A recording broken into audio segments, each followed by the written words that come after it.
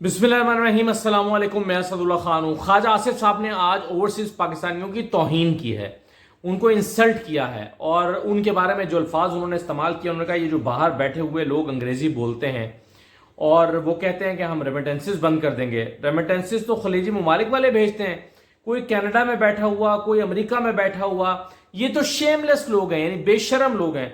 और ये लाशें दफन करने के लिए वापस आते हैं और फिर वापस चले जाते हैं और ये हमें धमकियां दे रहे हैं। तो ये भेजते क्या हैं? उन्होंने कहा कि ये भेजते क्या हैं जो ये इस तरह की बातें कर रहे हैं। अच्छा, अब क्या भेजते हैं ये मैं आपको भी बताता हूं। मेरे पास स्टेट बैंक का डॉक्यूमेंट है, वो मैं आपको दिखाता हूं।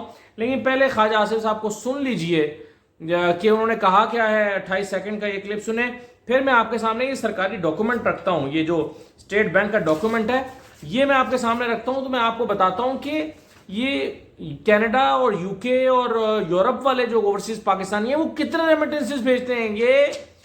ये हमारा स्टेट बैंक का रिकॉर्ड बताता है। तो ख्वाजा आसिफ साहब क्या कह रहे हैं और हकायक क्या है, जरा पहले आप उनका स्टेटमेंट सुन लीजिए। और वो जो बाहर लोग बैठे हुए हैं अंग्रेजी बोलने वाले, वो कहते हैं हम रेमिटेंस बंद कर देंगे। और रेमिटेंस तो ये भेजते हैं, ये हमारे भाई जो बैठे हुए जीसीसी कंट्रीज में, सऊदी अरब में 28 लाख पाकिस्तानी रहता है, यूएई में 18 लाख पाकिस्तानी रहता है। और बोलता कौन है? अमेरिका से कोई बोलता है, कोई कनाडा से बोलता है, जो यहाँ पे लाशें दफन करने आते हैं, अपने बड़ों की जायदादें बेच के वापस चले जाते हैं। अच्छा, अब ये ख्वाजा आसिफ साहब फरमा रहे हैं। मैं आपको ये बता दूं कि देखिए इस साल जो हमने रेमिटेंसेस का हदफ रखा हुआ था वो 33 अरब डॉलर का रखा था कि पाकिस्तान में इन्वेस्टमेंट आएगी। इमरान खान ने अपनी कामयाब पॉलिसी की वजह से वो जो रोशन डिजिटल अकाउंट बनाया था उसमें 5.5 अरब डॉलर तो उसी अकाउंट में खाली आ गए थे।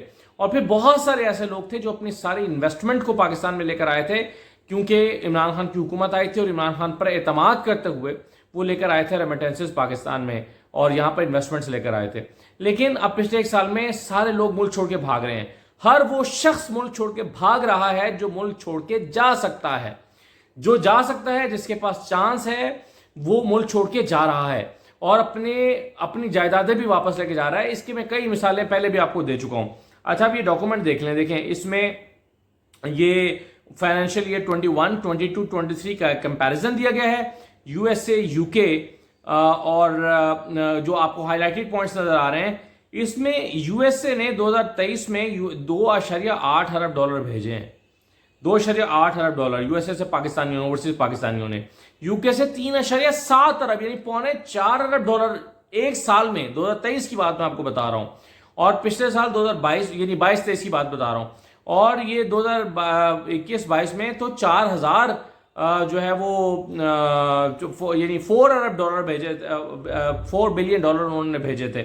और अगर आप इनको यानी यूके, यूएसए और European countries, Norway, Switzerland, Australia, Canada, इनको मिला लें, इन गल्फ कंट्रीज को छोड़ दें, तो टोटल जो बनता है ये तकरीबन 10.5 बिलियन डॉलर बनते हैं फाइनेंशियल ईयर 2023 में।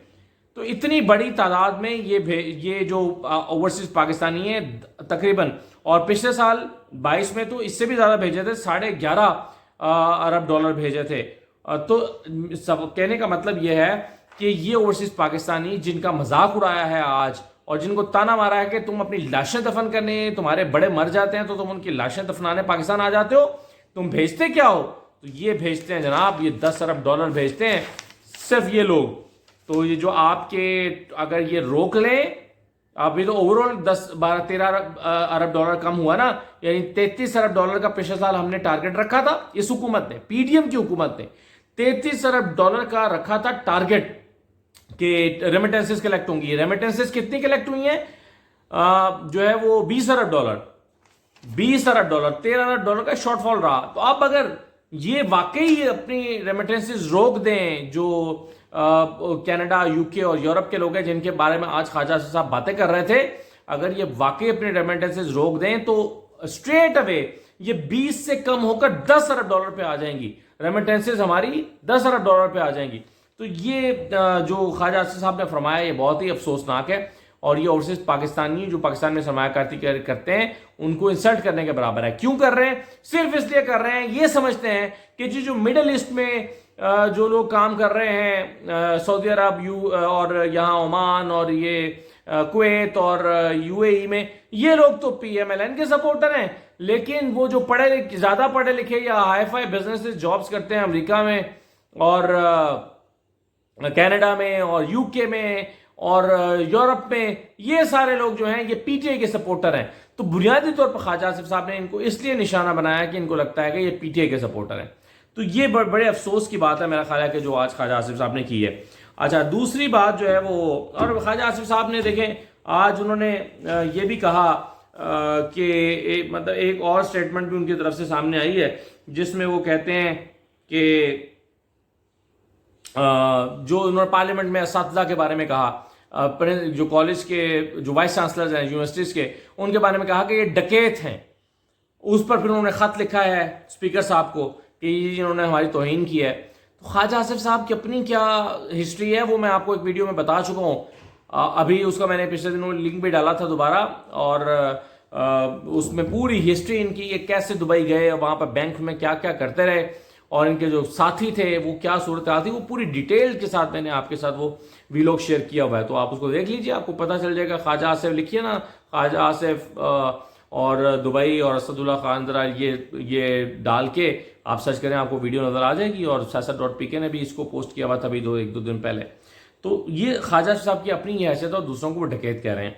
اچھا، ایک چیز اور، اگلی چیز پر آ جائیے، اور وہ یہ ہے کہ خود آصف زرداری صاحب جو ہیں، خبر یہ ہے کہ ان کی رائے یہ ہے کہ عمران خان کا جو ٹرائل ہے وہ ملٹری کورٹ میں نہیں ہونا چاہیے۔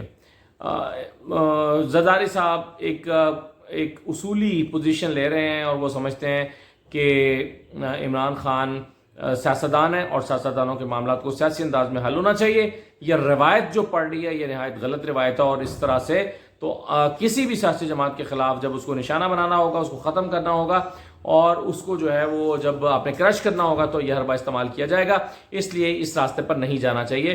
تو شنید یہ ہے کہ آصف زرداری صاحب اس کی مخالفت کر رہے ہیں، اور خطرہ یہ ہے کہ اگر آنے والے دنوں میں عمران خان کے خلاف حکومت آرمی ایکٹ کے تحت ٹرائل کا فیصلہ کرتی ہے، جیسے کہ رانا ثناء اللہ بار بار اشارہ دے رہے ہیں اور کہہ رہے ہیں کہ آرمی ایکٹ کے تحت کارروائی کی جا سکتی ہے عمران خان کے خلاف، تو اگر P M L N insist کرتی ہے اور اس پر عملی قدم اٹھانے کی طرف جاتی ہے، تو عین ممکن ہے کہ پیپلز پارٹی کھل کر اس کی مخالفت کر دے، جو کہ آج اندرونی طور پر یہ پارٹی کے اندر یا اپنے فورمز پر، ٹی ڈی ایم کے فورمز پر اس کی مخالفت کر رہی ہے۔ تو ہو سکتا ہے کہ پیپلز پارٹی کھل کر اس کی مخالفت کر دے آنے والے دنوں میں۔ تو بہرحال اس کو کہتے ہیں کہ پاسباں مل گئے کعبے کو صنم خانے سے، تو عمران خان کو کی حمایت جو ہے وہ خود اب جو زرداری صاحب ہیں ان کی طرف سے سامنے آ گئی ہے، اور زرداری صاحب کو پتہ ہے کہ انہوں نے آگے پنجاب میں جب الیکشن لڑنا ہے تو پی ٹی آئی کو اتنا تنقید کا نشانہ نہیں بنانا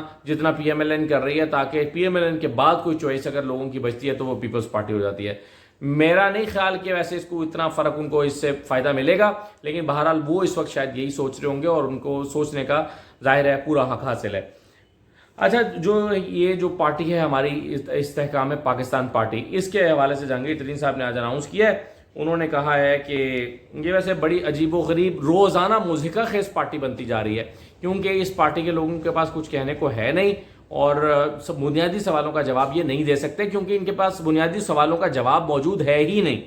اچھا، یہ جو جہانگیر ترین صاحب نے ٹویٹ کی کہ I am pleased to announce doctor Firdous Hashmi as secretary general central secretary information of Istehkam Pakistan party, تو ان کو سیکرٹری انفارمیشن سینٹرل مرکزی سیکرٹری جنرل جس کو آپ کہتے ہیں، سینٹرل سیکرٹری انفارمیشن لگا دیا ہے، مرکزی سیکرٹری اطلاعات جس کو آپ کہتے ہیں، تو یہ ان کو لگایا اور اناؤنس کیا۔ ویسے خیر اس پر نبیل قبول صاحب نے بڑا دلچسپ جواب دیا، انہوں نے کہا مائی friend J K T please tell her not to use Sialkot make up powder, your information secretary looks like a dinosaur. اچھا خیر یہ انہیں نہیں کہنا چاہیے تھا، یہ تو کسی کو پرسنل اٹیک ہے کسی کے بارے میں، لیکن پھر وہ کہتے ہیں کہ when she speaks wherever she goes the party is doomed. یہ بات انہوں نے ٹھیک کی البتہ جہانگیر ترین صاحب نے، وہ کہہ رہے ہیں کہ جس پارٹی میں جاتی ہیں اس کا بیڑا غرق کر دیتی ہیں، سو بی کیئرفل، آپ محتاط رہیں کہ یہ جس پارٹی میں بھی جاتی ہیں وہاں ان کے بارے میں ایسی ایسی باتیں کرتی ہیں۔ ابھی آپ دیکھیں نا، کچھ دن پہلے یہ ان کو اب ہماری جو مریم نواز صاحب ہیں ان کو راجکماری کہتی رہتی تھی ہر وقت، یہ راجکماری ہیں، یہ ہیں، یہ کرپٹ ہیں، یہ ڈاکو ہیں، یہ چور ہیں، نہ جانے کیا کیا کچھ کہتی تھیں جب وہ پی ٹی آئی کے ترجمان تھیں، اور اب وہ پی ٹی آئی کو وہ سب کچھ کہتی ہیں اور پی ڈی ایم کے بارے میں آج کل نہیں کہہ رہے. کیونکہ پی ڈی ایم جو ہے وہ غیر اعلانیہ طور پر جو جہانگیر ترین صاحب کی پارٹی ہے وہ غیر اعلانیہ طور پر پی ڈی ایم کی اتحادی ہے، حمایتی ہی نہیں ہے بلکہ اتحادی ہے. کیسے؟ کیونکہ ان کی پارٹی کے لوگ وزیر اعظم کے معاون خصوصی اور مشیران ہیں، جو آپ کے نعمان لنگڑیال ہیں، اون چودھری صاحب ہیں، یہ وزیر اعظم کے معاون خصوصی اور مشیر ہیں. تو یہ پارٹی پی ڈی ایم کی مخالفت تو نہیں کر سکتی. تو اس لیے اب یہ جاب کی نیچر چینج ہو گئی ہے فردوس حاشقوان صاحبہ کی.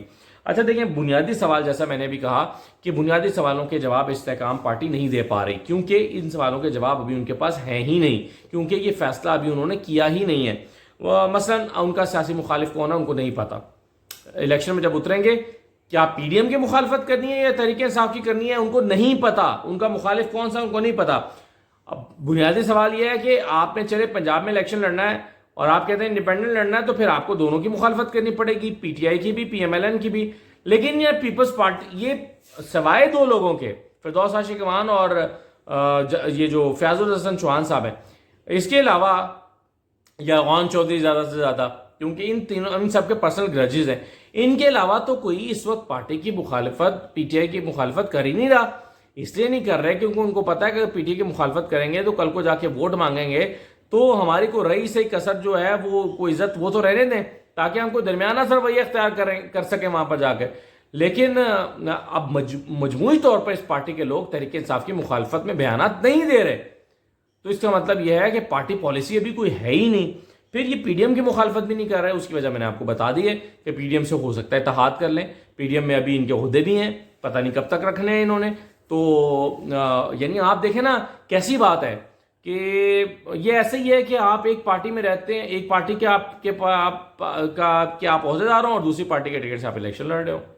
یہ تو بالکل ایسے ہی ہے. یہ بالکل ایسے ہی ہے کہ میں 92 میں پروگرام کرتا ہوں لیکن میں کل کو کسی اور چینل پہ جا کے پروگرام ہوسٹ کرنا شروع کر دوں 92 کے پلیٹ فارم پر رہتے ہوئے ہی. تو اس طرح تو نہیں ہو سکتا. اب یہ استحکام پاکستان پارٹی میں ہے لیکن وہاں کے مشیر ہیں، وزیر اعظم کے معاون خصوصی بنے ہوئے ہیں. تو بھائی آپ معاون خصوصی ہیں اور اس پارٹی کے آپ کرتا دھرتا ہے، تو یہ دونوں چیزیں سازت کیسے ہو سکتی ہیں؟ تو یہ کنفیوژن جو ہے وہ ان کی بالکل جو ہے وہ ختم نہیں ہو رہی. پھر